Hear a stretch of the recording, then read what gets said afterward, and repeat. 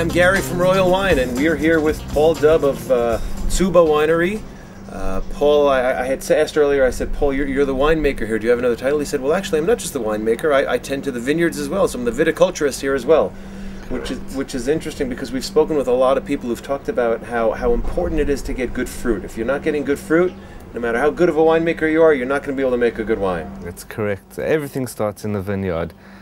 From the beginning till the end, whether it's pruning, thinning out, everything starts in the vineyard. Put it this way, to be a good winemaker, you've got two things.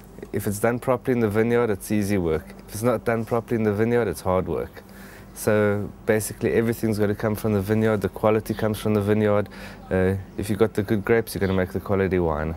So you do all your hard work in the vineyard, and then once you got to come to the winemaking season, then you've got an easy job because you did all your hard work already. Basically, yeah. Basically, yeah. It's not an easy job, as I think we should know by now. No, definitely not. So you mentioned some interesting varietals. Syrah, Grenache. You're playing with these Rhone varietals.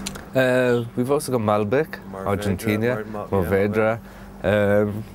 Just about any variety that we can try it out. First of all, we're a new terroir area. We've got different soils. Also remember, Israel, everything's done opposite. We've got a country in the middle of the desert.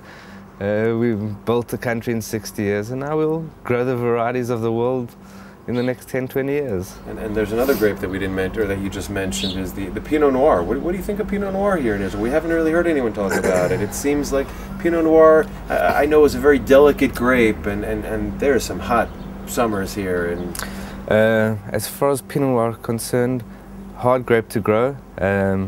Low yields give you the results. High dense vineyards, low yields give good results. So you're making some varietal Pinot Noirs? Yeah, we've got 100% variety Pinot Noir. How long have you been making that one? 2007 was our first time. Since 2007? Before that, the grapes were young, or the vines were young. They didn't have the potential to stand alone. 2007, after dropping yields by 50%, wow, we started getting the results. And you're happy with the results? Very happy. Wow, that's great. Overall philosophy, when you got to the winery, it was around just for, I guess, about a year or two before you got Correct. here. Did it have a winery philosophy before you got here? Have you kind of instilled any philosophy? One of my main objectives, first of all, is not to produce French or Californian or New Zealand or Australian wines.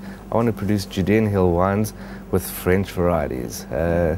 When I say Judean Hills, my Chardonnay is a perfect example of it, where I will use only 50% French oak barrels, so I'll have that classic French flavor or bouquet, but the other 50% will be 100% stainless steel, which is going to represent our area, our flavors, our soils, our climate, which is going to be a Judean Hill Chardonnay with a bit of that French flavor.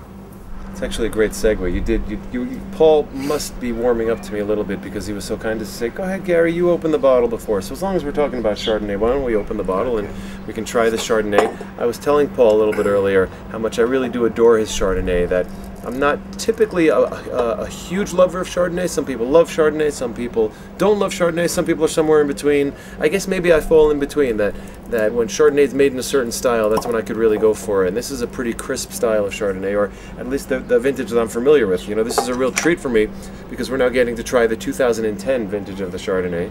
So this was bottled 2.5 weeks ago. So it's not just a treat for me, but in theory it's a treat for everyone who's a fan of the Tzuba Chardonnay because it's pretty new. It was just for me also to see the progress of it after bottling.